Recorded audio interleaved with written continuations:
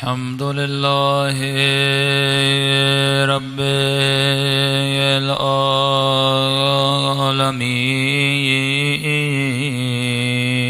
العالمين الحمد لله كما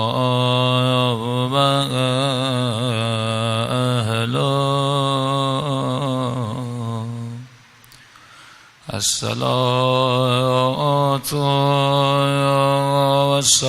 والسلام على سيد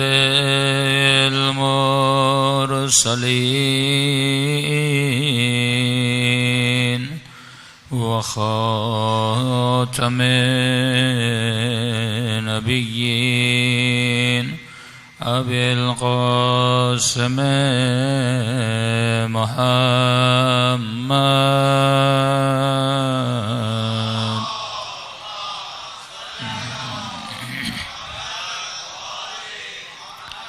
وعلى آل بيته الطيبين الطاهرين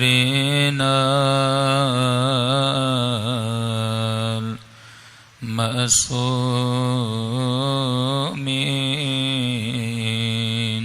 سب مل کے دعائے سرکار آقا امام زمانہ. اللہم کل ولیک الحجۃ بن الحسن صلواتک علیہ وعلی آبائہ فی هذه الساعة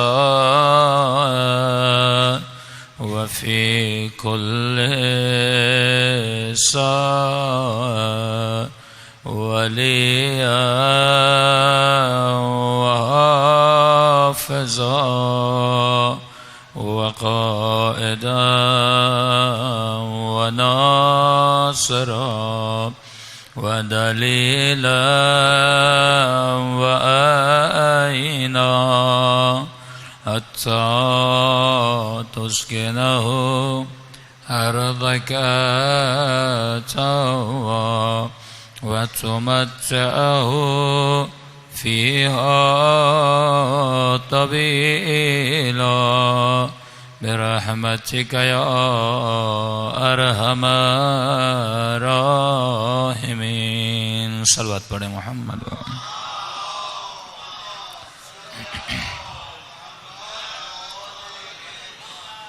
بسم اللہ الرحمن الرحیم. رب اشرح لي صدری ويسر لي امری واحلل عقدۃ من لسانی یفقهوا قولی.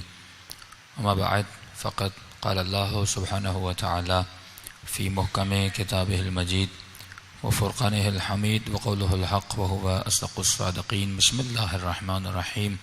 بقیت اللہ خیر لکم ان کنتم مؤمنین. بآواز بلند صلوات پڑھیں محمد و آل محمد. محمد.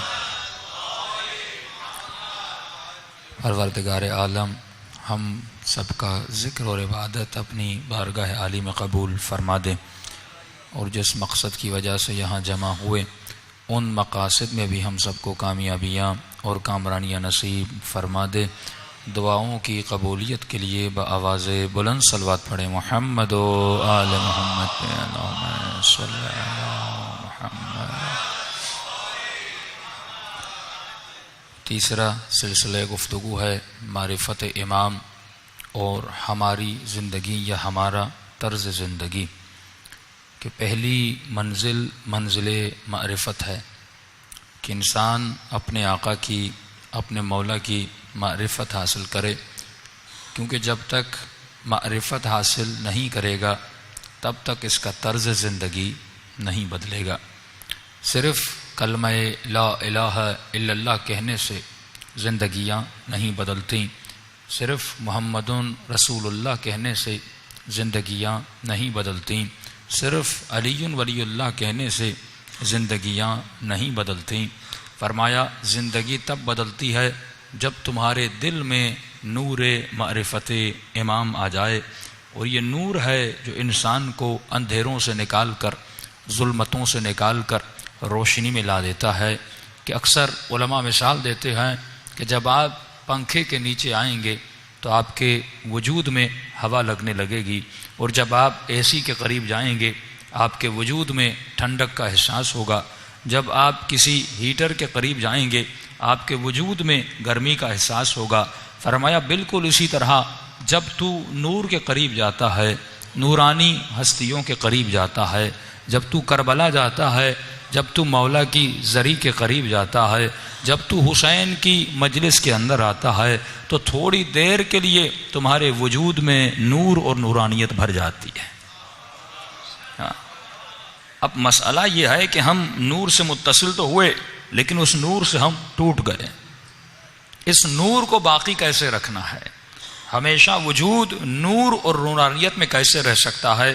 مولا علی نے بڑی عجیب تقسیم کی، فرمایا اللہ نے جتنی بھی اپنی مخلوقات بنائی ہیں ان مخلوقات میں 3 طرح کی اقسام ہیں۔ کہ مولا وہ کیسے؟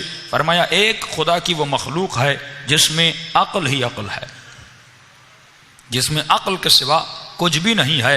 کہ مولا یہ مخلوق کون سی ہے؟ تو امام نے فرمایا یہ اللہ کے ملائک ہیں جن میں خالصتاً پروردگار عالم نے عقل کو رکھ دیا ہے کہ ان میں عقل ہی عقل ہے۔ دوسری مخلوق امام نے فرمایا وہ ہے جس میں خواہش ہی خواہش ہے، جس میں ذرہ برابر بھی عقل نہیں ہے۔ کہ مولا یہ کون سی مخلوق ہے؟ امام نے فرمایا یہ حیوانات ہیں کہ جن میں خواہش ہی خواہش دیکھتے ہو۔ ایک مرتبہ کسی بھی حیوان کا تصور اپنے ذہن میں لائیے، یہی گدھے کا تصور اپنے ذہن میں لائیے، یہ چلتا ہے، جب تھک جاتا ہے تو بیٹھتا ہے، جب بھوک لگتی ہے تو کھانا کھاتا ہے، جب پیٹ بھر جاتا ہے پھر سو جاتا ہے، دوسرے دن اٹھتا ہے، اس کی وہی سیم روٹین ہوتی ہے، یہ چلتا ہے، پھرتا ہے، کھاتا ہے، پیتا ہے، پھر سو جاتا ہے۔ یعنی اس کے وجود میں آپ کو خواہش کے علاوہ کوئی اور چیز نظر ہی نہیں آئے گی، بس کھانا ہے، پینا ہے، ازداد اولاد کرنا ہے، یہی اس کی خواہش ہے۔ لیکن امام نے فرمایا ایک تیسری مخلوق ہے جس میں اللہ نے عقل بھی رکھی، خواہش بھی رکھی۔ کہ مولا یہ کون سی مخلوق ہے؟ فرمایا یہ انسانوں کا وجود ہے۔ تو پہلی مخلوق ملائکوں کی جن میں خالصتاً عقل ہی عقل ہے، دوسری مخلوق حیوانوں کی جن میں خالصتاً خواہش ہی خواہش ہے، تیسری مخلوق جو انسان ہے جن میں خدا نے خواہش کو بھی رکھا، عقل کو بھی رکھا۔ اب اگلا جملہ مولا فرماتے ہیں، فرمایا جس نے اپنی خواہش کو فنا کیا اور اپنے عقل کو غالب کیا، فرمایا اس کا درجہ ملائکوں سے زیادہ بڑھ جاتا ہے۔ یعنی خواہش کو دبایا، عقل کو غالب رکھا، فرمایا اس کا درجہ ملائکوں سے زیادہ بڑھ جاتا ہے۔ لیکن اگر کسی نے اپنی عقل کو دبایا اور خواہش کو بلند کیا تو فرمایا ایسے انسانوں کے لیے خدا قرآن میں کہتا ہے کہ اولئک کالانعام بل ہم اضل، اب یہ انسان نہیں بلکہ حیوانیت کے درجے سے بھی گر جاتا ہے، بلکہ حیوان سے بھی زیادہ بدتر ہو جاتا ہے۔ کہ مولا پھر انسانوں کی قسمیں کتنی ہیں؟ امام نے فرمایا کچھ وہ انسان جو اپنی خواہش کو دباتے ہیں، اپنے عقل کو بلند کرتے ہیں، وہ پھر اللہ کے ولی کہلاتے ہیں، اور کچھ وہ انسان جنہوں نے خواہشات کو اور علوم عقلیہ کو برابر رکھا، مولا فرماتے ہیں یہ سمپل سے انسان کہلاتے ہیں۔ پھر امام نے اشارہ دیا کہ تم نے دنیا کے حاکموں، دنیا کے بادشاہوں کو دیکھا ہوگا جنہوں نے عقل کو دبایا اور جنہوں نے خواہشوں کو بڑھایا۔ مولا فرماتے ہیں دنیا میں شاید دنیا والے تو ان کی عزت کریں، دنیا میں دنیا والے ان کے مال کو دیکھ کر، ان کے جاہ و جلال کو دیکھ کر، ان کی حشمت کو دیکھ کر شاید ان کے سامنے جھکیں، لیکن امام نے فرمایا جب یہ قیامت کے دن لائے جائیں گے یہ ایک پست ترین حیوان سے بھی زیادہ پست ہوں گے، کیونکہ انہوں نے عقل کو مغلوب کیا، اپنی خواہش کو غالب کیا۔ کہ مولا ہم کیا کریں؟ امام فرماتے اگر مقام معرفت پروردگار عالم کو حاصل کرنا چاہتے ہو تو خواہشوں کو فنا کرو، عقل کو غالب کرو۔ اور مولا سے پوچھا مولا اللہم صلی علی محمد، اور امام سے پوچھا کہ مولا آپ کا چاہنے والے کی تعریف کیا ہے؟ امام نے فرمایا علی کا شیعہ عقل مند ہوتا ہے، علی کے شیعے کے اوپر عقل غالب ہوتی ہے، اسی لیے فرمایا اگر توحید کو سمجھا جا سکتا ہے تو عقل کے ذریعے، اگر امامت کو سمجھا جا سکتا ہے تو عقل کے ذریعے، اگر رسالت کو سمجھا جا سکتا ہے تو عقل کے ذریعے. آج شیعت کے درمیان یہ چھوٹے موٹے جتنے بھی اختلافات ہیں کہ جن کی وجہ سے ہم لڑ بھی رہے ہیں, ہم جھگڑ بھی رہے ہیں, کیونکہ وہاں پہ خواہشیں شامل ہو گئیں. کبھی میری ذات کی خواہش, کبھی میرے قبیلے کی خواہش. دیکھیے بت پرستی ہو یا ثقافت پرستی ہو یا لسانیت ہو یا قوم پرستی ہو, ان سب کا تعلق خواہش سے ہے, پروردگار عالم سے نہیں ہے. خدا ایک ہی چیز بندے سے چاہتا ہے, آپ کے وجود سے خدا ایک چیز چاہتا ہے. آج اس کی ڈیٹیل میں جاؤں گا. دیکھیے یہ امام بارگاہ یا یہ مسجد جس نے بھی بنائی اس کا ایک ہدف تھا, اس کا ایک مقصد تھا. مقصد کیا تھا؟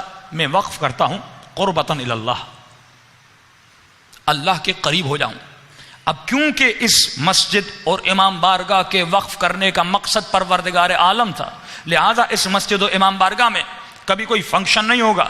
اس میں ہر وہ کام ہوگا جو بندے کو اور انسانیت کو خدا کے قریب لے جائے, کیونکہ اس کا مقصد یہی تھا.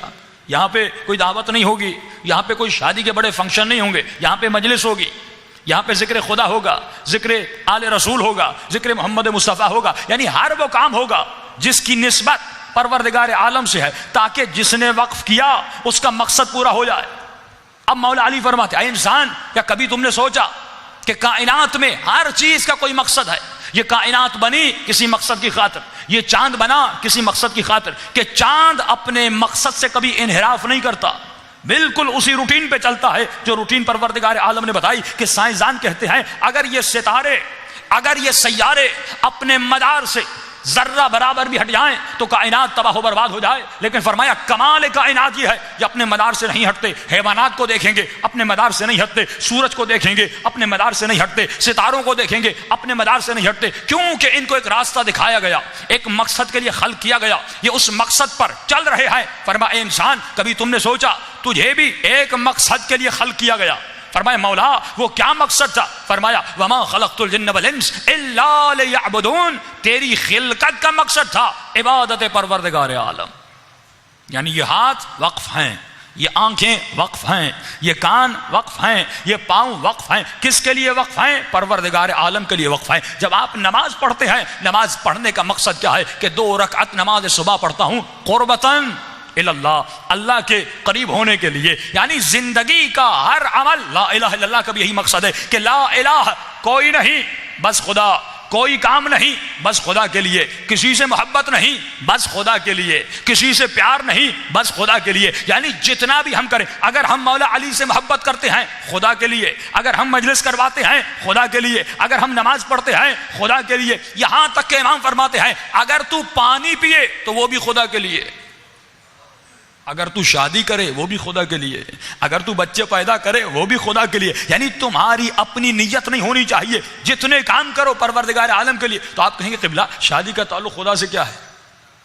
میں شادی کروں اپنے لیے, اپنی جسمانی لذات کے لیے, اپنی خواہشوں کو پورا کرنے کے لیے, اس کا خدا سے کیا جائے؟ میں پانی پیوں اس کا خدا سے کیا جائے؟ میں ایک چائے کا کپ پیوں اس کا خدا سے کیا جائے؟ فرمایا اگر ڈیپ میں جاؤ گے, اگر اس کی تہ تک جاؤ گے تو وہاں پر بھی خدا نظر آئے گا. کہ کیسے؟ کہو اے پروردگارا, میں شادی کر رہا ہوں تاکہ میں گناہ سے بچوں, اور جب گناہ سے بچوں گا تیرے قریب ہو جاؤں گا. تو شادی کا مقصد کیا ہوا؟ پروردگار عالم کے لیے. اے خدا, میں بچے پیدا کر رہا ہوں تاکہ امام زمانہ کے سپاہی بڑھاؤں. یہ مقصد کس کے لیے ہوا؟ پروردگار عالم کے لیے ہوا. اے خدا, میں پانی کا گلاس پی رہا ہوں تاکہ میرے بدن کی تشنگی بجھ جائے, میرے بدن میں طاقت آ جائے. جب طاقت آئے گی اپنے بیوی بچوں کے لیے اے خدا کمانے جاؤں گا. جب کمانے جاؤں گا پھر خدا نے خود فرمایا الشیخ فی عیالہ کالنبی فی امتہ, جو اپنے بیوی بچوں کے لیے کمانے جاتا ہے اس کی مثال اس طرح ہے جس طرح میرا نبی اپنی امت میں محنت کرتا ہے. اس کی مثال نبی کی طرح ہے کہ رزق حلال اپنے بچوں کے لیے کمانے جا رہا ہے. اے خدا, میں پانی پی رہا ہوں, میں کھانا کھی رہا ہوں تاکہ میرے بدن میں طاقت آ جائے, تاکہ میں صبح کی نماز کے لیے اٹھ سکوں, تاکہ میدان جہاد میں اے خدا تیری راہ میں لڑ سکوں. تو اگر زندگی کا شیڈول اس طرح بنایا جائے کہ ہمارا ہر مقصد پروردگار عالم کے لیے ہو, کہ میں اکثر آج کل کے نوجوانوں کو کہتا ہوں جو سوشل میڈیا پہ بہت زیادہ ایکٹیو ہے, قبلہ آپ کی ہر ایکٹیویٹی آپ کا ہر عمل اس کی انتہا پروردگار عالم ہونا چاہیے. انتہا پروردگار عالم، اس صراط اور اس کا راستہ، آخری دروازہ پروردگار عالم کے لیے کھلنا چاہیے. اکثر نوجوان پوچھتے قبلہ ہمیں پتہ کیسے چلے کہ جس راستے پر ہم چل رہے ہیں یہ راستہ حق کا ہے یا باطل کا ہے؟ یہ سوچو آپ کے کام سے دین کو کیا فائدہ ہوگا، آپ کے عمل سے دین کو کیا فائدہ ہوگا. مثال کے طور پہ آپ نماز پڑھتے ہیں، یہ خدا نے کہا یہ قربتاً اللہ ہے. میں اکثر سمپل سی مثالیں دیتا ہوں کہ نوجوان اپنے بال بناتے ہیں، بالوں کے سٹائل آج کل دیکھیے، بھائی آپ نے ایسے بال کیوں بنائے؟ کہتے ہیں قبلہ یہ فیشن ہے. فیشن دین کا حصہ نہیں ہے، فیشن دین کا حصہ نہیں ہے. کہ میں نے کل ڈیٹیل میں کہا تھا کہ ہمارے دین میں جتنی ظرافتیں ہیں کسی دین میں اتنی ظرافتیں نہیں ہیں، اور فقہ شیعہ میں جتنی ڈیٹیل میں بتایا گیا کسی فقہ میں اتنی ڈیٹیل میں بتایا نہیں گیا کہ ہمارا دین وہ ہے جو ہمیں سونا سکھاتا ہے کہ جب رات کو سو تو سیدھے ہاتھ پہ یا الٹے ہاتھ پہ پانی پیو، صبح بیٹھ کے یا اٹھ کے. یہاں تک کہ جب انسان واش روم میں جاتا ہے دین یہ بتاتا ہے جب بیٹھو تو کیسے بیٹھو، جب طہارت کرو تو کیسے کرو. غسل کے اقسام ہیں، غسل جنابت کا طریقہ کیا ہے، غسل جمعہ کیا ہے، غسل استغفار کیا ہے، غسل نشاط کیا ہے، اتنے مستحبات مکروہات. جب بچے کا نطفہ نہیں ٹھہرا اس سے پہلے کون سے اعمال ہے، جب نطفہ ٹھہر جاتا ہے پہلے مہینے پہ کون سا عمل ہے، دوسرے مہینے کا کون سا عمل ہے، تیسرے مہینے کا کون سا عمل ہے، چوتھے مہینے کا کون سا عمل ہے، شادی کرنے سے پہلے کون سے اعمال ہے، شادی کے بعد کون سے اعمال ہے، جب بچہ پیدا ہو گیا پہلے سال سے لے کر 7 سال تک کیسے تربیت کرنی ہے، 7 سال سے لے کر 14 سال تک کیسے تربیت کرنی ہے، 14 سال سے لے کر 19 سال تک کیسے تربیت کرنی ہے. جب دین نے اتنی ڈیٹیل میں بتایا، کیا اس دین نے یہ نہیں سکھایا ہوگا کہ زندگی کیسے بسر کرنی ہے؟ اتنا کچھ دین نے، یعنی اللہ چاہتا ہے ہم چلیں اس کی مرضی سے، ہم سوئیں اس کی مرضی سے، ہم اٹھیں اس کی مرضی سے، ہم بولیں اس کی مرضی سے، کیونکہ یہ جسم وقف ہے پروردگار عالم کے لیے. کہ جب مولا علی سے کسی نے پوچھا مولا آپ نے تلوار کیوں نہیں اٹھائی جب آپ کے دروازے کو آگ لگی، تو مولا فرماتے نہ دروازہ میرا تھا نہ جسم میرا تھا، ہماری ازوات وقف ہیں پروردگار عالم کے لیے. یہ جسم وہی کرتا ہے جیسا وہ دیکھنا چاہتا ہے، اس جسم اس زبان سے وہی نکلتا ہے جو پروردگار عالم سننا چاہتا ہے. فرمایا دین میں اپنی مرضی نہیں چلانی، تب جا کر تو روحانی مقامات کو چھوئے گا، تب جا کر روحانیت کے اعلیٰ مقامات پر فائز ہوگا. کہ مولا فرماتے ہیں، یہ جملہ امام کا بڑا عجیب جملہ ہے. امام فرماتے ہیں کہ مثال کے طور پر جب تمہاری آنکھ میں تکلیف ہوتی ہے، کیا تو اس آنکھ کو اپنے وجود کا حصہ سمجھتا ہے کہ نہیں؟ کہاں مولا؟ کہ کبھی تم نے اس کو اپنے وجود کا حصے سے الگ نہیں کیا، کیونکہ اگر الگ ہوتی، کیونکہ یہ آنکھ تجھے تکلیف دے رہی ہے. جب آنکھ میں چھید چلی جاتی ہے آپ کو تکلیف ہوتی ہے، گویا یہ آنکھ آپ کو تکلیف دے رہی ہے. آپ نے کبھی اپنی آنکھ کو پھوڑا نہیں. آپ کے دانت میں جب تکلیف ہوتی ہے آپ نے کبھی ہتھوڑی سے مار کے اپنے دانت کو گرایا نہیں، بھائی گرائیے، یہ آپ کو تکلیف دے رہا ہے، یہ آپ کو اذیت دے رہا ہے، لیکن آپ نہیں گراتے کیونکہ آپ اس دانت کو اپنے وجود کا حصہ سمجھتے ہیں. اب امام حسین کا جملہ سمجھیے اور پڑھیے اور غور و فکر کیجئے. مولا فرماتے اے شیعو تم سب ہمارے وجود کا حصہ ہو.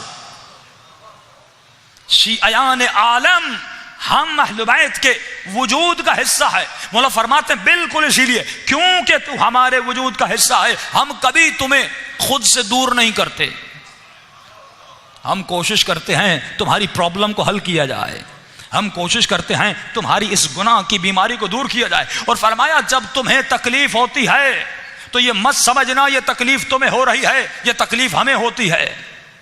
جب تمہیں درد ہوتا ہے یا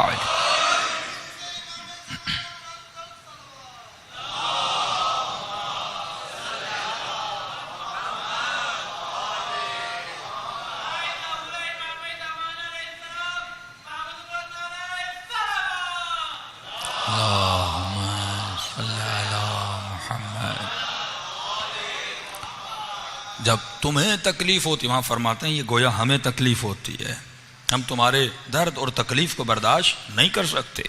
علماء فرماتے جس طرح ڈاکٹر کبھی مریض سے نفرت نہیں کرتا، اس مریض کی بیماری سے نفرت کرتا ہے، اہل بیت بھی اللہ کے بندوں سے نفرت نہیں کرتے، ان کی بیماریوں سے نفرت کرتے ہیں اور آخری دم تک کوشش کرتے ہیں کہ اس کے وجود سے یہ بیماری نکل جائے. تو فرمایا تو ہمارے وجود کا حصہ ہے، جب تمہیں تکلیف ہوتی ہے تو ہمیں تکلیف ہوتی ہے. کل میں نے امام رضا کی یہ روایت پڑھی نا کہ مولا کیا فرماتے ہیں، فرماتے ہیں اگر امام سمجھ کے نہیں تو دوست سمجھ کے مجھ سے باتیں کر، اگر دوست سمجھ کے نہیں تو بھائی سمجھ کے ہم سے باتیں کر، اگر بھائی سمجھ کے نہیں تو باپ سمجھ کے ہم سے باتیں کر. مولا یہ کہنا کیا چاہتے ہیں؟ مولا بتانا چاہتے ہیں ہم بیوی سے زیادہ تم سے قریب ہیں، ہم باپ سے زیادہ تم سے قریب ہیں، ہم تمہاری اولاد سے زیادہ تم سے قریب ہیں، اسی لیے کہا کہ ہمیں یاد کرو، ہم تمہیں یاد کریں گے. کہ کل وہ واقعہ بتایا کہ قبر میں امام حسین 3 راتیں اس خاتون کی قبر میں کیوں جاتے ہیں؟ کیونکہ انہوں نے امام کو یاد کیا. خدا بھی یہی کہتا، اے میرے بندے مجھے یاد کر، اذکرونی اذکرکم، اگر تو مجھے یاد کرے گا میں تمہارا رب بھی تمہیں یاد کروں گا. اے خدا تو کہاں کہاں یاد کرے گا؟ فرمایا اگر تم نے زندگی کے ہر پہلو میں مجھے یاد کیا، میں مرنے کے بعد ہر پہلو میں تمہیں یاد کروں گا. لیکن اگر تم نے اولاد کی خاطر مجھے بلا دیا، بیوی کی خاطر مجھے بلا دیا، بچوں کی خاطر مجھے بلا دیا، ان کی پڑھائی کے پیسے چاہیے تھے، حرام مال کے پیچھے چلے گئے اور اپنے رب کو بھلا دیا، اپنے آقا کو بھلا دیا، تو مولا فرماتے یوم یفر المرء من اخیہ، قیامت کا دن وہ دن ہوگا کہ جب بیٹی باپ سے بھاگے گی، باپ بیٹی سے بھاگے گا، شوہر بیوی سے بھاگے گا، بیوی شوہر سے بھاگے گی. کہ مولا کیوں بھاگے گی؟ امام فرماتے 2 وجوہات ہیں. ایک وجہ یہ کیونکہ اس کی اپنی نیکیاں کم ہوں گی، کہیں کوئی مجھ سے نیکیوں کا سوال نہ کر لے، کہیں مجھ سے کچھ مانگ نہ لے، شاید میں جواب نہ دے پاؤں. دوسری وجہ مولا فرماتے قیامت کا دن وہ دن ہے کہ یوم تبلی السرائر، کہ وہاں پر جتنے چھپے ہوئے راز ہیں وہ ظاہر ہو جائیں گے، گناہوں کی تجوریاں کھل جائیں گی، چھپے ہوئے راز ظاہر ہو جائیں گے. جب راز ظاہر ہو جائیں گے اس بندے گنہگار کی شکل بدل جائے گی، اس کی صورت بدل جائے گی. یہ نہیں چاہے گا اس کا شوہر اسے دیکھے، یہ نہیں چاہے گی اس کا بھائی اسے دیکھے، یہ نہیں چاہے گا اس کا بیٹا اسے دیکھے. مولا فرماتے ہیں اس دن ایک چیز تجھے کام آئے گی. مولا وہ کون سی چیز ہے؟ فرمایا اگر تم نے اپنے رب کو یاد کیا، اگر تم نے اپنے امام حسین کو یاد کیا، اگر تم نے مولا علی کو یاد کیا، دنیا میں کثرت سے ان کو یاد کرو، آخرت میں کثرت سے وہ تمہیں یاد کریں گے.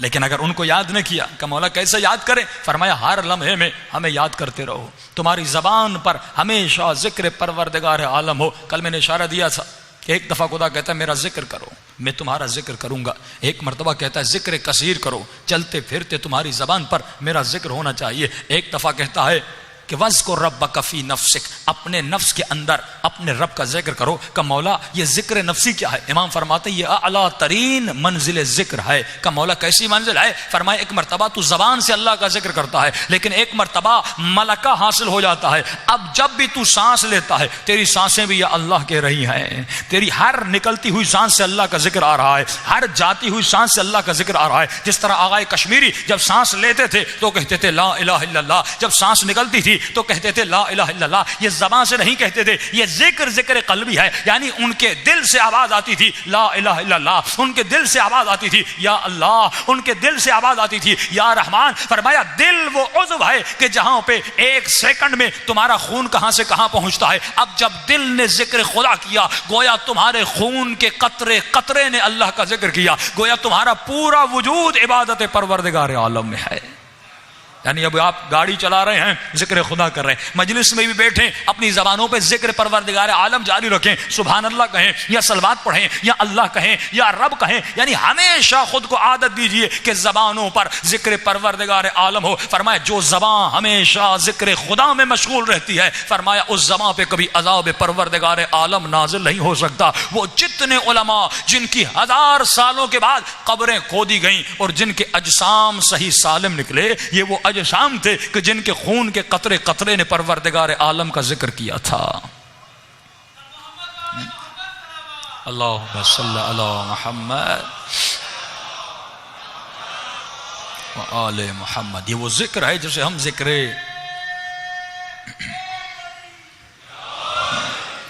ہم ذکر قلبی کہتے ہیں کہ اپنے قلب سے ہمیشہ ذکر پروردگار عالم کہا کرو. کہ آغا اصفہانی کی قبر جب کسی مسائل کی وجہ سے کھودنی پڑی، ان کا جنازہ صحیح سالم نکلا. بابوے کی قبر، بابوے قمی، آپ جناب معصومہ کی زیارت پہ جائیں تو اس سے پہلے 4 مردان سے پہلے ایک گلی ہے، وہاں پر ان کی قبر ہے، مسجد بھی ہے. ان کی قبر بھی 700 سال کے بعد جب ایک سیلاب آیا اور قبر ظاہر ہوئی اور پتھر ظاہر ہوا، لوگوں کو پتہ نہیں تھا یہاں پر ان کی قبر ہے. جب پتھر پر نام لکھا ہوا اور جنازہ صحیح سالم نکلا، یہاں تک کہ فرمایا کہ جس پانی سے غسل دیا گیا تھا وہ قطرات بھی ابھی ان کے چہرے پر باقی تھے. یہ وہ لوگ ہیں جنہوں نے فرمایا زمین اس جسم کو کھا نہیں سکتی جس جسم نے اللہ کی نافرمانی نہ کی ہو. یہ معجزہ نہیں. جناب اور کا جنازہ جب کسی بادشاہ کے دور میں باہر نکلا تو فرمایا جناب حور کا جنازہ ایسا تھا جیسے ابھی ابھی اس پہ زخم لگے ہیں، ابھی ابھی تلواریں لگی ہیں، ابھی ابھی نیزے لگے ہیں۔ جناب حور کے ماتھے پر ایک رومال بندھا ہوا تھا۔ بادشاہ نے علماء سے پوچھا یہ رومال کیسا ہے؟ علماء نے کہا یہ رومال حسین ابن علی نے حور کے ماتھے پر باندھا تھا۔ تو بادشاہ نے کہا میں نے تبرکن یہ رومال اتارنا چاہا، اپنے پاس رکھنا چاہا، لیکن جیسے میں نے رومال کو کھولا حور کے ماتھے سے خون میں جریان پیدا ہوا، خون دوبارہ بہنے لگا، رکنے کا نام نہیں لے رہا تھا۔ دوبارہ میں نے رومال اس کے ماتھے پہ باندھ دیا کہ جو نشانی حسین نے رکھی ہے تا قیامت حور اسی رومال کے ساتھ اٹھے گا اور جناب زہرا اس کی شفاعت بھی کریں گی۔ ہاں، اگر ہم ایسے بن جائیں جو امام کے دل کی تسکین بنے کہ آقا مرعشی نجفی فرماتے ہیں آقا امام زمانہ کی آواز آتی ہے کہ ہر شب قدر اے میرے چاہنے والو تمہارے اعمال میرے دربار میں لائے جاتے ہیں، جب میں تمہارے اعمال کو دیکھتا ہوں، فرمایا جب اچھے اعمال کو دیکھتا ہوں میرا والا فرماتے ہیں میرا دل باغ باغ ہو جاتا ہے، دل خوش ہوتا ہے۔ اور آپ واللہ جانیے جو انسان امام کا دل خوش کرے، تاریخ بتاتی ہے وجب علیہ الجنہ، اس شخص پر جنت واجب ہو جاتی ہے۔ جب کسی عرب کے بدو نے کوئی ایسی بات کی کہ میرے نبی کے چہرے پہ مسکراہٹ آئی، اور اتنی مسکراہٹ آئی کہ میرے نبی کے دانت نظر آنے لگے، جبرائیل نازل ہوئے کہ یا رسول اللہ ایک بشارت لایا ہوں، اللہ کی آواز آتی ہے اس نے میرے حبیب کے چہرے پر مسکراہٹ لائی ہے، اس پر میرے حبیب نے جنت واجب کر دی۔ اب تصور کیجئے اگر کوئی اسی کا لال امام زمانہ کا دل خوش کرے تو کیا اس پر جنت واجب ہوگی کہ نہیں ہوگی؟ آج مقصد یہ ہونا چاہیے، ہدف یہ ہونا چاہیے کہ جس طرح امام بارگاہ کو وقف کیا جا رہا ہے اسی طرح اپنے وجود کو وقف کیا جائے کہ مولا میں اپنے وجود کو آپ کی راہ میں وقف کر رہا ہوں، میں اپنے وجود کو خدا کی راہ میں وقف کر رہا ہوں۔ اب اس وجود پر اگر تکلیف آتی ہے تو آ جائے، اگر مصیبتیں آتی ہیں تو آ جائیں۔ وقف کرنے کا مطلب کیا ہے؟ یعنی جو کچھ خدا کہے وہ کچھ ہم کریں۔ آنکھیں اپنی مرضی سے نہ دیکھیں، کان اپنی مرضی سے نہ سنیں، ہاتھ اپنی مرضی سے نہ اٹھیں، یعنی گھر میں اخلاق وہ ہو، راستے میں اخلاق وہ ہو، بزنس میں رفتار وہ ہو جو وہی جو اہل بیت نے چاہا۔ فرمایا جب وجود مکمل ایسا بن جاتا ہے تو امام زمانہ کا دل خوش ہوتا ہے، اور وہی میرے آقا فرماتے ہیں جب شب قدر تمہارا نام اعمال کے تنزل الملائکۃ والروح، یہ واضح ترین دلیل ہے کہ پوچھئے تمام تر مفسروں سے کہ قرآن صیغہ مضارع استعمال کرا، استمرار کا صیغہ ہے کہ ملائک تا قیامت نازل ہوتے ہیں۔ سوال یہ ہے یہ کس پر نازل ہوتے ہیں، کس کی تقدیریں لے کر آتے ہیں؟ آج تک کسی مولانا نے، کسی مفسر نے، کسی مولوی نے یہ نہیں کہا کہ یہ ملائک مجھ پر نازل ہوتے ہیں، تو ماننا پڑے گا کوئی ایسی ہستی ہے جس کے اوپر ملائک نازل ہوتے ہیں، اور وہ کون سی ہستی ہے؟ وہ وجود مبارک امام زمانہ ہے جن پر ملائک ہماری تقدیریں لے کر آتے ہیں کہ اس سال کتنا رزق ملنا ہے، کتنی اولادیں ملنی ہیں، اس سال موت آئے گی یا زندگی بڑھے گی۔ یہ تمام تر اوراد و اذکار ملائک لے کر امام زمانہ کی خدمت میں پیش کرتے ہیں، اور فرمایا پورا سال کا عمل ہمارا لے کر امام کی خدمت میں آ جاتے ہیں، اور مولا ایک ایک کا عمل چیک کرتے ہیں۔ آج مومنین سے ایک سوال کروں گا کہ جب شب 15 شعبان آتی ہے، آپ ایک خط لکھتے ہیں امام زمانہ کو، کیا سال میں اپنے محبوب کو ایک خط لکھا جاتا ہے؟ ہاں؟ اگر دنیاوی مجازی عشق ہو جائے تو ہم چیٹ کرتے کرتے تھکتے نہیں، باتیں کرتے کرتے مڑتے نہیں، پیکیجز ختم ہو جاتے ہیں لیکن ہماری باتیں ختم نہیں ہوتی، موبائل کی بیٹری ڈیڈ ہو جاتی ہے لیکن جناب کی باتیں ختم نہیں ہوتی۔ اور امام زمانہ جس سے عشق کا دعویٰ، جس سے محبت کا دعویٰ، اسے سال میں ایک خط۔ یہ تو امام نے کہا مجھے لکھو تاکہ شیعوں کو سکھائیں کہ جو تو خط لکھتا ہے مجھ تک پہنچتے ہیں۔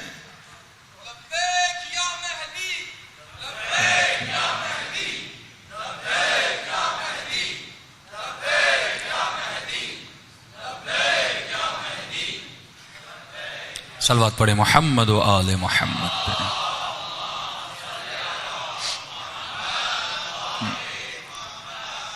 امام تو ہماری باتوں کو سن رہے ہیں لیکن مولا نے یہ کیوں کہا کہ مجھے خط لکھو؟ اس کا مطلب مولا اپنے چاہنے والوں کو ٹرینڈ کروانا چاہ رہے تھے، کیونکہ خط لکھنے سے پہلے زمانے میں جب مولا نے کہا تھا وہاں پر صرف خط کا ذریعہ تھا، ای میل تو نہیں تھا، فون تو نہیں تھی، اس وقت تنہا ذریعہ ارتباط جو انسان آپ سے دور ہوتا ہے آپ اسے خط لکھتے ہیں، اس کی ایڈریس پر خط بھیجتے ہیں۔ تو مولا نے کہا مجھے خط لکھو تاکہ پہلی بات تو تجھے یقین ہو جائے تیرا کوئی مولا ہے جو تمہارے خطوط کو پڑھتا ہے، جو تمہارے خط کو دیکھتا ہے تاکہ یقین ہو، فزیکلی ایک ارتباط ہو تمہارا امام زمانہ کے ساتھ، کیونکہ آپ کبھی ایسے انسان کو خط نہیں لکھتے جس کا وجود ہی نہ ہو. جو مر چکا ہو اس کو کبھی خط نہیں لکھا جاتا. خط اسے لکھا جاتا ہے جو زندہ ہو. خط اسے لکھا جاتا ہے جو آپ کا خط پڑھے. تو سال میں ایک مرتبہ مولا نے اپنے شیعوں کو ایک ٹریننگ دی کہ مجھے خط لکھو تاکہ ایک تمہارا فزیکل کنیکشن بنے اپنے مولا کے ساتھ. لیکن علماء فرماتے ہیں یہ خط کا سلسلہ، یہ ارتباط کا سلسلہ روزانہ اپنے مولا سے ہونا چاہیے. جس طرح تو اپنی ماں سے محبت کرتا ہے، اپنے باپ سے محبت کرتا ہے، اپنی بیوی سے محبت کرتا ہے، یا مجازی عشق میں مبتلا ہوتا ہے، تو کتنا کنیکشن میں رہتا ہے، کتنا ارتباط میں رہتا ہے. اسی طرح ہر شیعہ کو اپنے مولا کے ساتھ ارتباط میں رہنا چاہیے، کنیکشن میں رہنا چاہیے. اب مولا کے لیے کیا کریں؟ فرمایا صرف خط لکھنا ضروری نہیں. روزانہ رات کو بیٹھو، نماز تہجد کے عادی بنو، آدھا گھنٹہ اپنے مولا کے لیے نکالو. 15 منٹ نماز تہجد پڑھیے. دیکھیے صبح کی نماز کے لیے تو ویسے اٹھتے ہیں، آدھا گھنٹہ پہلے اٹھ جائیے، لیکن یہ شیطان کتنا ملعون ہے، ہمیں آدھا گھنٹہ عبادت کرنے نہیں دیتا. تو آپ کبھی سوچئے جو شیطان اتنی عظیم ترین عبادت سے روک رہا ہے، یقیناً اس عبادت کا مرتبہ بہت بڑا ہوگا. تبھی وہ پوری طاقت لگا دیتا ہے، اس عبادت سے روکتا ہے. علماء فرماتے ہیں کہ اگر یہ قرآن کی آیتیں یا رات کو دعا کر کے سو جاؤ یا کوئی الارم رکھ کے سو جاؤ، پھر آپ کو محسوس ہوگا یہ معلوم مجھے کتنا روکتا ہے. فرمایا صرف 40 دن نماز شب پڑھو اور صرف 40 دن امام زمانہ کے باتیں کرو، 15 منٹ مولا سے کلام کرو. یا اگر خط لکھنا ہے خط لکھو، پھر درخت دریا میں جا کر پھینک کراؤ. سمندر بھی آپ کے یہاں بہت قریب ہے، لیکن خط لکھنے کی بھی ضرورت نہیں. روزانہ 15 منٹ باتیں کرو، محبت بھری باتیں کرو. اگر تکلیف ہے تو امام سے شیئر کرو، اگر مصیبت آئے تو اپنے مولا سے شیئر کرو. جب وہ مولا کہہ رہے ہیں میں تمہارا باپ بھی ہوں، میں تمہارا بھائی بھی ہوں، میں تمہارا دوست بھی ہوں، میں تمہارا رفیق بھی ہوں، یعنی ہر رشتہ امام زمانہ کے ساتھ ہونا چاہیے. لیکن ہم نے مولا کو صرف ایک محفل بنا دیا کہ سال میں ایک فنکشن کرنا ہے 15 شعبان کا، اور ایک دعائے کمیل پڑھنی ہے اور جمع ہونا ہے، خط لکھنے ہیں. مولا شادی نہیں ہو رہی، مولا پیسہ نہیں، مولا جاب نہیں ہو رہی. اور یہ مومنین جب کربلا بھی جاتے ہیں یہی دعائیں کرتے ہیں. تو کبھی سوچئے امام بھی کہتے ہوں گے تو جب بھی آتا ہے کچھ مانگنے آتا ہے، جب بھی گئے مانگنے گئے. کا فرمایا کبھی کچھ دینے بھی تو آ. دیا کیا ہم نے امام کو؟ کل اس بوڑھے کا واقعہ سنایا نا جس نے امام کو گھر دیا. آج ہم نے اپنے آقا کو کیا دیا؟ مولا فرماتے کچھ دینے بھی آ. کبھی بیٹا مانگتا ہے، کبھی اولاد مانگتا ہے، کبھی کیا مانگتا ہے، کبھی کیا مانگتا ہے. کبھی اپنے آقا کو کچھ دینے آ. مولا کیا آپ کو پیسے چاہیے؟ فرمایا مجھے پیسوں کی ضرورت نہیں. مولا کیا آپ کو مال چاہیے؟ کیا آپ کو دولت چاہیے؟ کیا آپ کو گھر چاہیے؟ فرمایا نہیں، مجھے تو چاہیے. آپ کا وجود چاہیے امام کو، یہ وجود چاہیے امام کو. یہ ہاتھ چاہیے، یہ آنکھیں چاہیے، یہ ذہن چاہیے، یہ زبان چاہیے، یہ کان چاہیے. فرمایا مجھے تمہارا وجود چاہیے. بس جو میں کہوں تو کرے، جس سے میں روکوں تو رک جائے. مجھے سلمان زماں چاہیے، مجھے میثم زماں چاہیے، مجھے حبیب زماں چاہیے. تو ایسا بن جا جیسے حسین کا صحابی حبیب ابن مظاہر تھا. بھائی امام زمانہ کو بھی حبیب کی ضرورت ہے کہ نہیں؟ امام کو بھی علی کی طرح سلمان کی ضرورت ہے کہ نہیں؟ مولا کو بھی علی کی طرح میں سمیت تمار کی ضرورت ہے کہ نہیں؟ کم از کم علی کا غلام قمبر بن کے دکھائیں.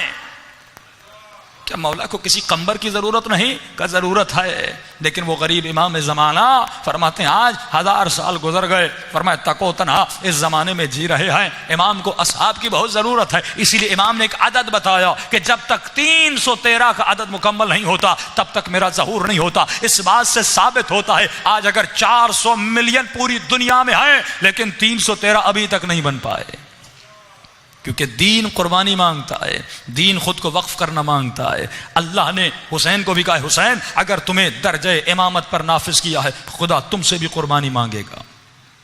کبھی تصور کیا جب خدا نے حسین سے قربانی مانگی ہمارا مقام کیا ہے؟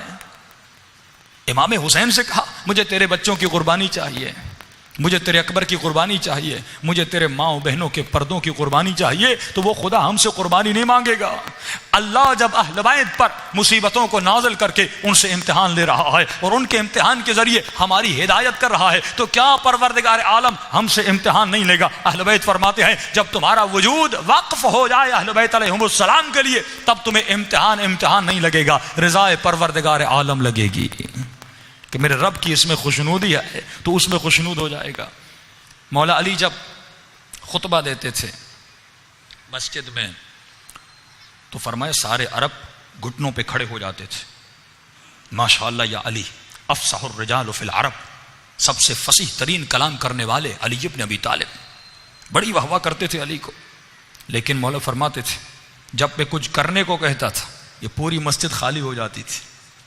ہاں میں اکثر کہتا ہوں جہاں پر مجلسیں پڑھتا ہوں کہتا ہوں مجمع آیا، لوگ سن رہے ہیں، کسی نے نعرہ مارا، کسی نے واہ واہ کی، اترنے کے بعد لوگ بڑا احترام کرتے ہیں، کوئی ہاتھ چومتا ہے، کوئی ماشاءاللہ کہتا ہے، قبلہ عمر دراز ہو، بڑی بڑی لوگ دعائیں کرتے ہیں. یہی مولا علی کے زمانے میں ہوتا تھا. جب مولا اترتے ہوں گے لوگ ہاتھ چومتے ہوں گے، لوگ ماشاءاللہ کہتے ہوں گے، لوگ بخن بخن کہتے ہوں گے. لیکن جب مولا کہتے تھے کچھ کرنے کی منزل ہے تو علی کا ساتھ چھوڑ کے چلے جاتے تھے. میں نے ایک جگہ پہ کہا تھا، میں نے کہا مجمع بیٹھا ہوا ہے، آپ ماشاءاللہ مجلس سننے آئے، وہ ہوا بھی کی، سلواتیں بھی پڑھیں، ماشاءاللہ بھی کہا، لیکن ابھی میں کہوں مجلس کے بعد سب لوگ بیٹھ جائیں، آپ سب کا خمس کا حساب و کتاب ہوگا، شاید میں اکیلا بچ جاؤں، سارے مومنین چلے جائیں. تو معیار مجمع نہیں، معیار بھیڑ نہیں. بھیڑیں امام کی مجلسوں میں بہت تھی. بھیڑ جب مولا مسجد کوفہ میں خطبہ دیتے بہت تھی، لیکن مولا کہتے تھے جنگ پہ چلنا یا علی سردی ہے، جنگ پہ چلنا یا علی گرمی ہے. امام نے کہا کبھی کہتے ہو سردی، کبھی کہتے ہو گرمی، مسئلہ کیا ہے؟ امام نے کہا اچھا میں جنگ پہ چلنے کے لیے نہیں کہتا، علی کے لیے ایک چھوٹا سا کام کر کے آؤ. کہا یا علی کیا کریں؟ کہا کل سب بال کٹوا کے آنا. اب عربوں کے بال آپ کی طرح نہیں تھے، بڑی بڑی زلفیں ہوتی تھیں. کہا سب بال کٹوا کے آنا. سب نے کہا یا علی یہ کون سی بڑی بات ہے، جنگ سے تو بچ جائیں گے، بالوں کو ہی تو کٹوانا ہے، کیا ہوا؟ مولا کو سمجھانا چاہتے ہیں کہ انسان علی کی راہ میں اگر قربان کرنے پر آئے تو جان قربان کرتا ہے، اور اگر نہ قربان کرنے پر آئے تو انسان کیا کرتا ہے. کہا سب نے بال کٹوائے. ان میں ایک تھا جن کی نئی نئی شادی ہوئی، بیوی کے پاس گیا، کہا ایک مسئلہ ہوا. کہا کیا ہوا؟ کہا علی نے کہا کہ کل بال کٹوا کے آؤ، بالکل ٹینڈ کروا کے لاؤ.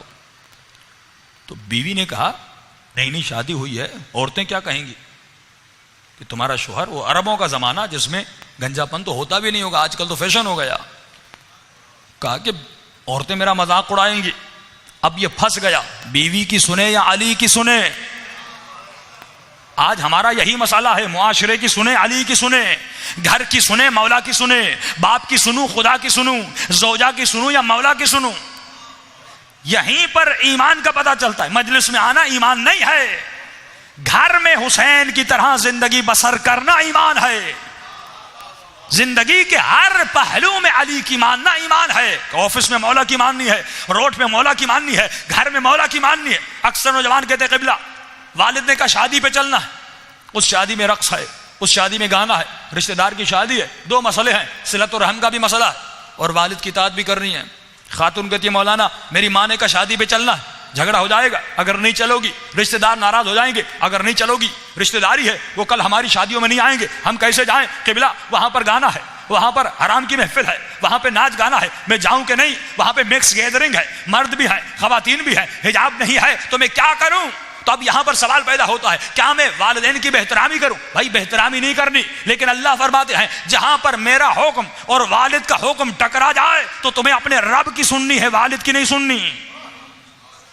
تم نے مولا علی کی سننی ہے، اپنے والد کی نہیں سننی. بہترامی نہ کرنا، احترام کرنا، لیکن ایک جملہ کہنا بابا میری اماں آپ اپنی قبر میں جاؤ گی، آپ اپنی قبر میں جاؤ گے، میں اپنی قبر میں جاؤں گا، نہ آپ میرے اعمال کے مسئول ہیں نہ میں آپ کے اعمال کا مسئول ہوں. مجھے میرے اعمال کا سوال ہوگا، آپ سے اپنے اعمال کا سوال ہوگا. قیامت کے دن نہ آپ مجھے بچانے آئیں گے نہ میں آپ کو بچانے آؤں گا. اگر میں اللہ کی سنوں گا تو خدا مجھے وہاں پر بچائے گا بھی.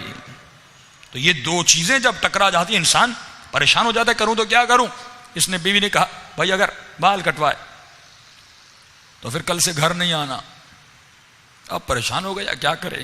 اب بیوی کو کہا سمجھنے کی بات ہے، ہم سب نے علی سے وعدہ کیا ہے کہ بال کٹوا کے آئیں گے، ورنہ علی تو جنگ پہ لے جائیں گے، جو کاٹ کے نہیں آیا وہ جنگ پہ جائے گا. بیوی نے کہا ایک بیچ کا راستہ بتاتی ہوں.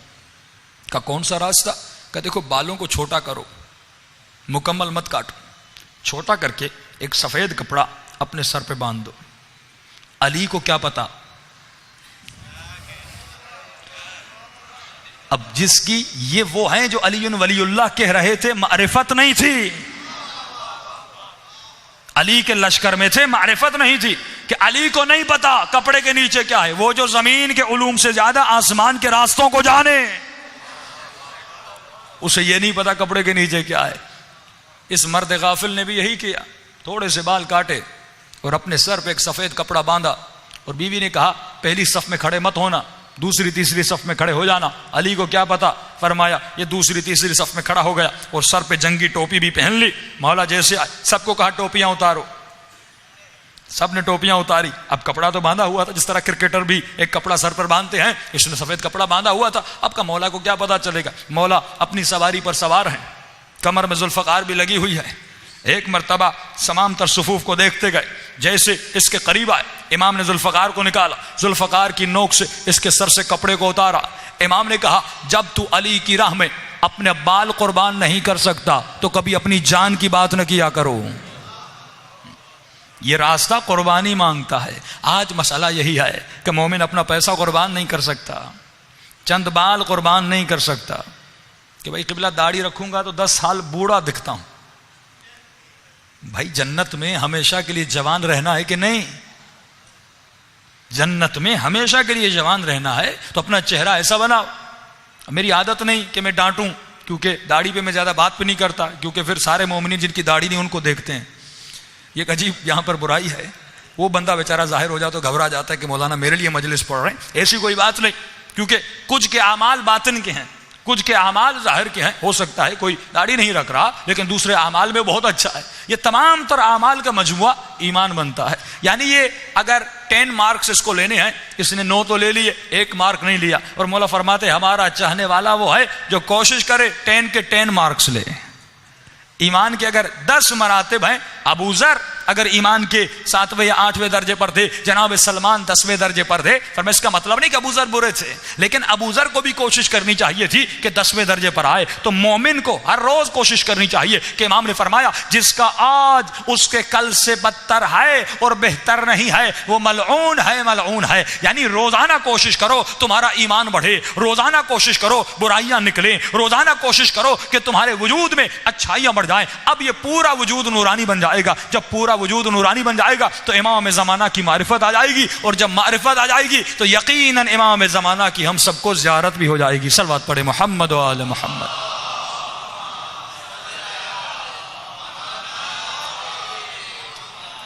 اہل بیت فرماتے ہم اپنی زیارت کرواتے ہیں, لیکن ان کو کہ جن کے قلوب پاک ہوں, قلوب صاف ہوں. یہ واقعہ شاید بتایا ہے کہ نہیں کہ ایک اہل سنت کی خاتون زاہدان کی رہنے والی, اس کا بچہ گونگا تھا.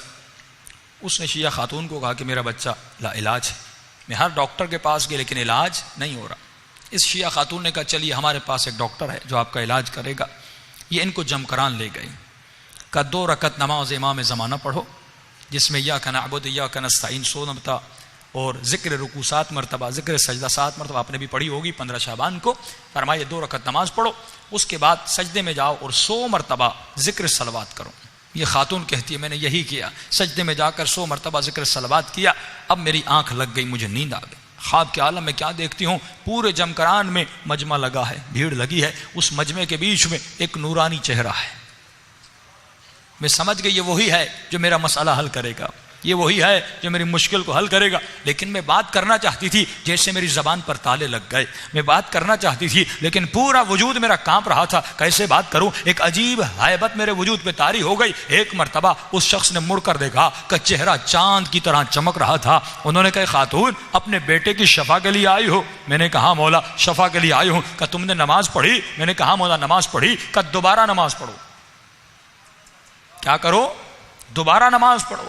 میں نے کہا مولا ایک دفعہ پڑھی. کہ دوبارہ پڑھو. کہ جیسے میری آنکھ کھلی میں نے وضو کیا, 2 رکعت نماز پڑھی, اب سجدے میں گئی. اس کا فلسفہ سمجھیے. فرمایا جب پہلے نماز پڑھی تھی تو شک تھا, ہماری دعائیں کیوں نہیں قبول ہوتی. ہم کربلا جاتے ہیں, شک میں دعا کرتے ہیں. دعا کرنے کے اپنے آداب ہیں.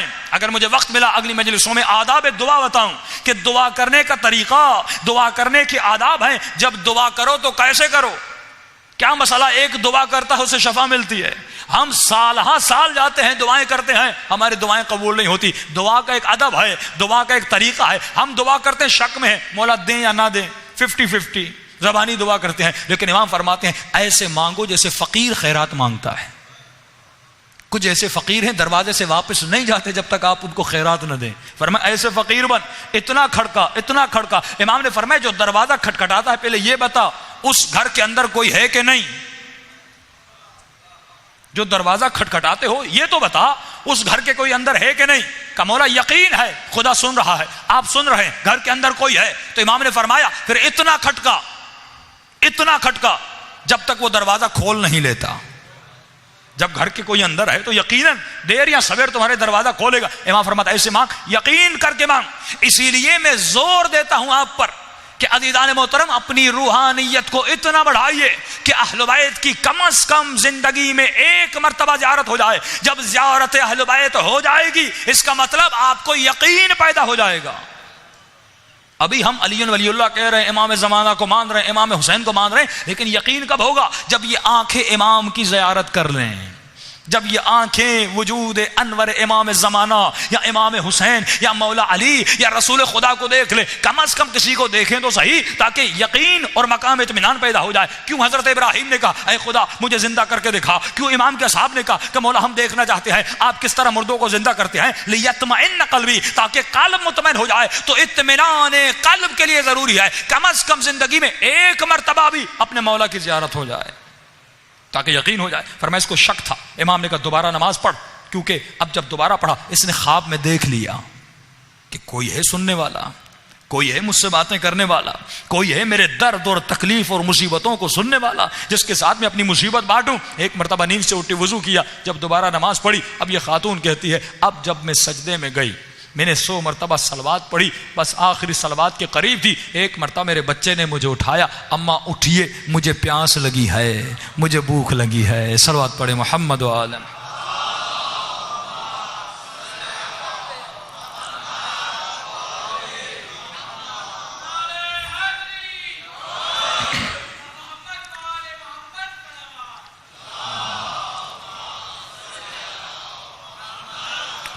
آل محمد۔ تو اس مکتب میں، اس دنیا میں اگر ہم آئے تو ایک پری پلان شیڈول کے تحت آئے۔ آپ کسی ایسے اسکول میں نہیں گئے جہاں پر کوئی سلیبس نہیں، جہاں پر کوئی پلاننگ نہیں۔ بچہ جب اسکول میں جاتا ہے پہلی کلاس کی ایک پلاننگ ہوتی ہے، دوسری کلاس کا ایک سلیبس ہوتا ہے، اس کے بک ہر چیز متعین ہوتی ہے، اس بچے کو کتنے گھنٹے پڑھنا ہے، کیا کرنا ہے۔ اگر بچہ اس ترتیب کے ساتھ چلتا ہے جب پاس آؤٹ ہوتا ہے اور اس کے نمبر بھی ویسے بنتے ہیں۔ جب ہم دنیا میں آئے، یہ دنیا کا اسکول ہے، یہ خدا کا اسکول ہے۔ اس اسکول میں وہ ڈیوٹی دینی ہے جو اس اسکول کے ٹیچرز نے ہمیں سکھایا۔ اس اسکول کے ٹیچرز ہیں مولا علی، اس اسکول کے ٹیچر ہیں رسول خدا، اس اسکول کے ٹیچر ہیں 1,01,000 کم انبیاء جو ہمیں پڑھانے آئے، ہم سکھانے آئے۔ اس اسکول کی کتاب ہے قرآن، اس اسکول کی کتابوں کی تشریح ہے، تفسیر ہے، ڈیفینیشن ہے، اہل بیت علیہم السلام کی روایات، اور اس اسکول کے رول ماڈل ہیں اہل بیت علیہم السلام۔ تو ہمیں وہ ڈریس پہننی ہے جو اسکول میں بتائی گئی، ہمیں ویسے چلنا ہے جیسے اسکول میں پریڈ کی جاتی ہے، ہمیں کلاسوں میں ایسے اٹینڈنس ادا کرنی ہے جیسے اللہ کے اسکول میں مسجد میں آنا ہوتا ہے۔ دیکھیے ہم کس طرح ترتیب سے بیٹھتے ہیں نماز جماعت میں، یہ اہل بیت نے ترتیب سکھائی، کیونکہ ہم ایک اسکول میں ہیں، ایک نظام مند، ایک با نظم زندگی، ایک روٹین کے ساتھ زندگی گزارنے والے ہیں۔ لیکن جس انسان کی زندگی میں روٹین نہیں، جس انسان کی زندگی میں نظم نہیں، اس انسان کی زندگی کسی کام کی نہیں۔ اگر یہاں پر صراط مستقیم پہ چلنا ہے اسی راستے پہ چلنا ہوگا جو اہل بیت نے راستہ بتایا۔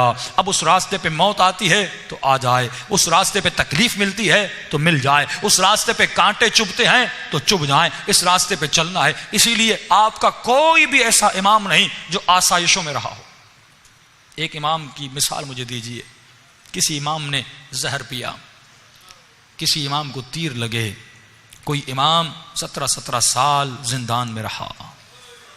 ہر امام نے تکلیف اٹھائی، ہر معصوم نے تکلیف اٹھائی، کیونکہ یہ راستہ مشکل ہے۔ میں نہیں کہتا یہ تمام تر باتیں جو میں ممبر سے کر رہا ہوں یہ پانی کی طرح میں تو بیان کر دیتا ہوں، لیکن واقعاً عملی طور پر اس پر آنا بہت مشکل ہے۔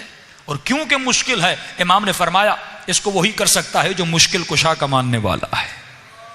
آپ ہی اسی راستے پہ چل سکتے ہیں۔ یہ شہادتیں شیعہ قوم نے اپنی گود میں لیں، یہ زخمی بدن شیعہ قوم نے اپنی جان میں لیے. یہ تمام تر ملکوں میں تکلیفیں، حکمران آپ کے خلاف، ہر میدان میں، ہر محاذ میں دنیا آپ کے خلاف چلتی ہے، کیونکہ آپ اہل بیت کے ماننے والے ہیں، وہ شیاطین کے ماننے والے ہیں. اور تا قیامت شیطان اور رحمان کی جنگ رہتی ہے. اگر خدا کے راستے پہ چلنا ہے تو یہ ذہن بنا دینا ہے کہ تکلیفیں اٹھانی پڑیں گی، مصیبتیں اٹھانی پڑیں گی، مصائب اور آلام سے گزرنا پڑے گا جس طرح ہمارے اہل بیت گزرے. لیکن مولا فرماتے ہیں ایک دن آئے گا جب یہ مصیبتیں ختم ہو جائیں گی.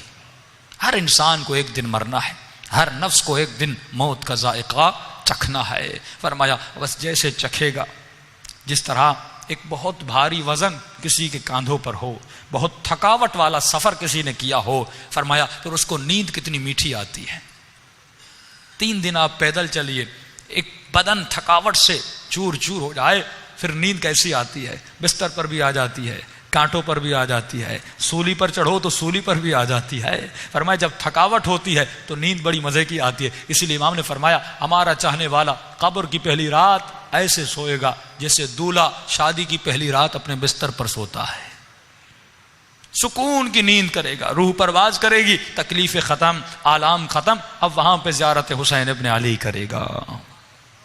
کہ جب شام کے شہیدوں کی لاشیں لائی گئیں، شہید کی ماں اپنے بچے کے جنازے پہ رو نہیں رہی تھی، تو کہا میں کیوں روؤں، میرا بیٹا زینب کی زیارت کو گیا ہے، میرا بیٹا حسین ابن علی کی زیارت کو گیا ہے. کربلا میں بھی یہی ملتا ہے نا، کسی ماں نے اپنے بیٹے کا سر پھینک دیا تھا اور کہا تھا جب ہم ایک مرتبہ اللہ کی راہ میں دیتے ہیں تو واپس لیتے نہیں. یہ جسم تو ویسے ہی فنا ہونا ہے، وہ فنا ہو جائے گا، لیکن بقا آپ کی ارواح کو ہے. جن کو بلند رکھنا ہے، جو ارواح حسین ابن علی کی روح سے ملیں گی، اس نور تک پہنچنے کے لیے عزیزان محترم اپنے وجود میں نورانیت پیدا کرنی ہے. اور یہ مجلسیں اسی نور کو بانٹنے کے لیے ہیں. یہ گریہ، یہ ذکر، یہ توبہ اسی نور کو بڑھانے کے لیے ہے کہ دعا کریں پروردگار عالم ان مجلسوں سے ہمارے بچوں کو، ہمارے جوانوں کو، ہمارے بزرگوں کو حور بنا کے اٹھائے. ہماری خواتین کو جناب زینب کے کردار پر چلنے کی توفیق نصیب فرمائے. سب مل کے اللہم صلی علی محمد و آل محمد. اللہم صلی علی محمد و آل محمد. بلند آواز سے اللہم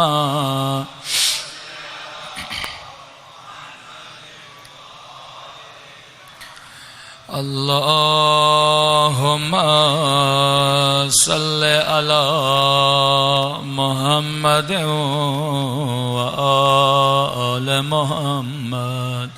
اللہم صلی علی محمد و آل محمد. بلند آواز اللہم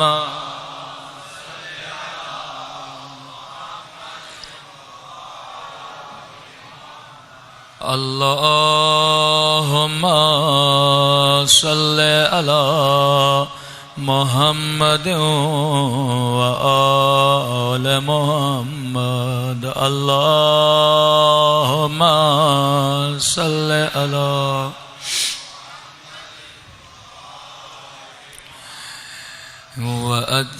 وأجل فرجه وأجل فرجه. بلند آواز وأجل فرجه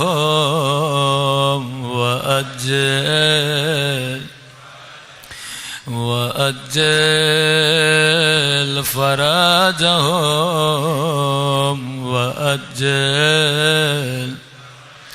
یعنی اے امام زمانہ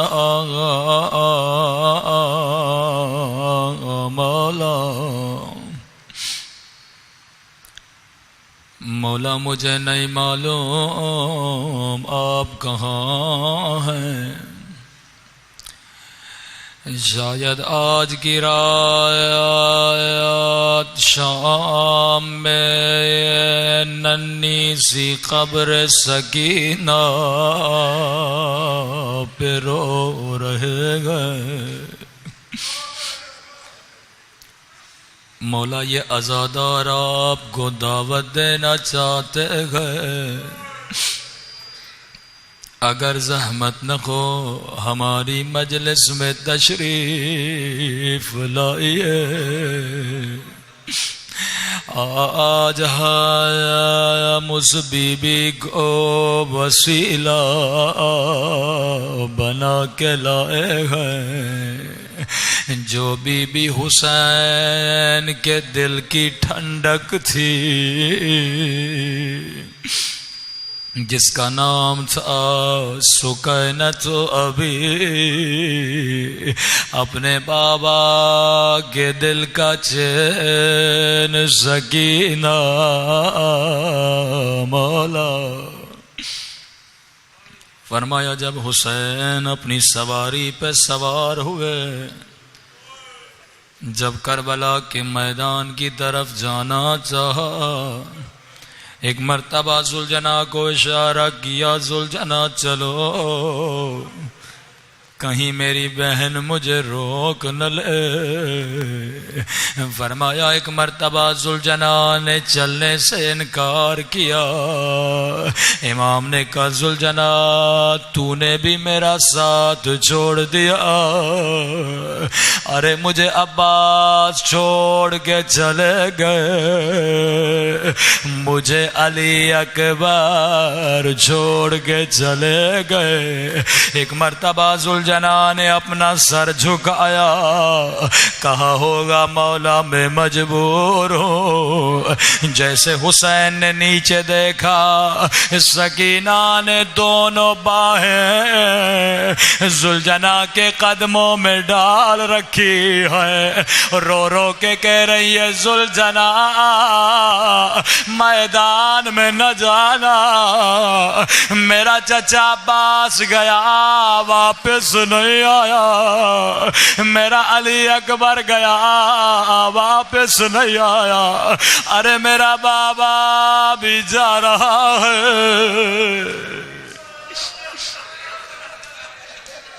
امام حسین کو بڑا پیار آیا.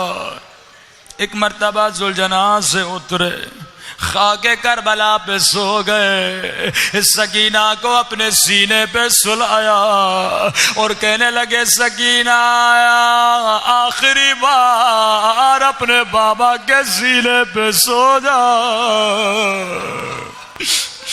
سکینہ بابا کی وصیت یاد کر لے، جب رات ہو جائے اپنی اماں کو تنگ نہ کرنا،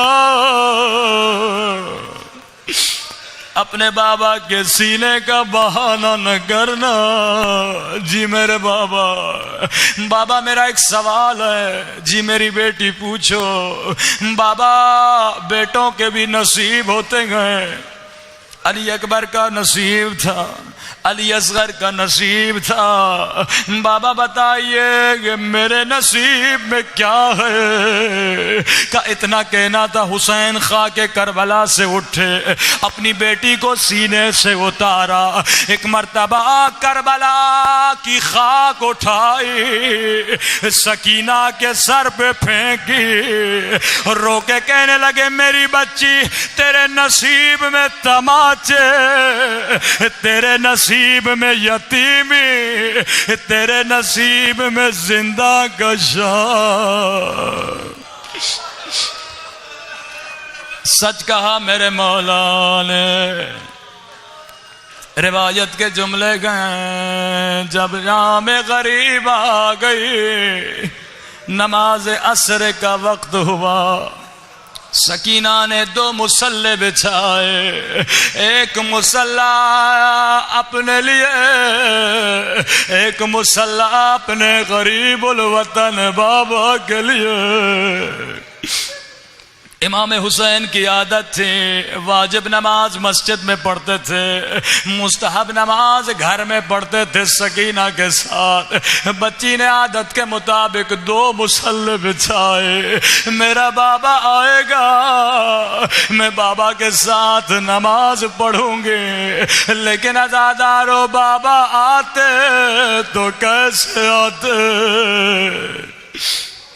بچی نے ننھے سے ہاتھوں کو بلند کیا، دعا کرنے لگی، اے خدا میرے پردیسی بابا کی طرف خیر ہو، میرے پیاسے بابا کی طرف خیر ہو۔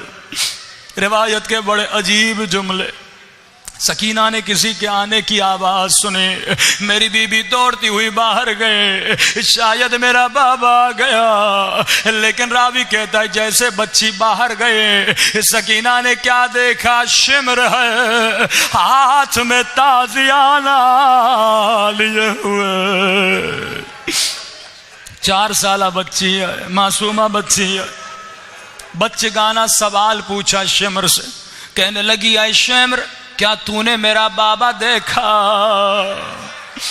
اللہ کسی بچی کو بابا کا قاتل نہ دکھائے۔ یہ ملعون کہتا ہے سکینہ کیا بابا کو دیکھنا چاہتی ہو؟ بی بی کہتی ہے بڑی دیر ہو گئی، جب سے میرا بابا گیا واپس نہیں آیا۔ اب روایت کے بڑے سخت جملے امام سجاد فرماتے ہیں، فرمایا ملعون کے ہاتھ میں حسین کا کٹا ہوا سر تھا، ایک مرتبہ سر کو سکینہ کی طرف پھینکا، ارے بچی بابا بابا، او میرے غریب الوطن بابا۔ اے شمر تیرے ہاتھ کٹ جاتے، تو کبھی میرے مولا کا سر نہ پھینک دو۔ اب بچی نے بابا کا سر گود میں لیا، اللہ جانے کیسے بابا کو دیکھا ہوگا۔ پہلا سوال کیا بابا تیری گردن کی رگیں کس نے کاٹی؟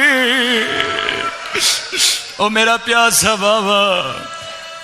اب یہ تصوراتی جملے آئے، شاید ببی نے بابا سے ایسے پیار کیا ہوگا، کیا کہا ہوگا؟ او میرے غریب الوطن بابا، او میرے پیاسے بابا، او بابا اکبر کی لاش تو نے اٹھائی، عباس کے بازو تو نے اٹھائے، او بابا قاسم کی لاش کے ٹکڑے تو نے اٹھائے، او لاشوں کو اٹھا اٹھا کر تھک جانے والے میرے بابا، او بابا 3 برس تو نے مجھے اپنے سینے پہ سلایا، او بابا آج آجا، ارے سکینہ کے سینے پہ سو جا۔ آیت اللہ مظاہری فرماتے ہیں بچی بابا سے پیار کر رہی تھی، یہاں شمر آگے بڑھا، بچی سے بابا کا سر چھینا، اتنے زور سے تماچے مارے کہ سکینہ بے ہوش ہو گئی۔ اب خیموں کو آگ لگ گئی، میری بیوی بے ہوش ہے۔ بی بی زینب خیمے میں پہنچی، سکینہ کا سر گود میں لیا، میری بی بی جناب سکینہ کی آنکھیں کھلی۔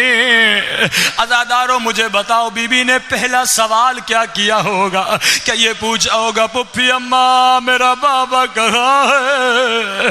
پپھی اماں میرا چچا عباس کہاں ہے؟ لیکن میری ماں بہنوں سکینہ نے یہ سوال نہیں کیا، جیسے آنکھیں کھلی پہلا سوال کیا، رو کر کا پپھی اماں آپ کی چادر کہاں ہے؟ زینب نے کہا سکینہ جو شمر تیرے در لے گیا، ارے میری چادر بھی لے گیا۔ اللہ لعنت اللہ علی القوم الظالمین۔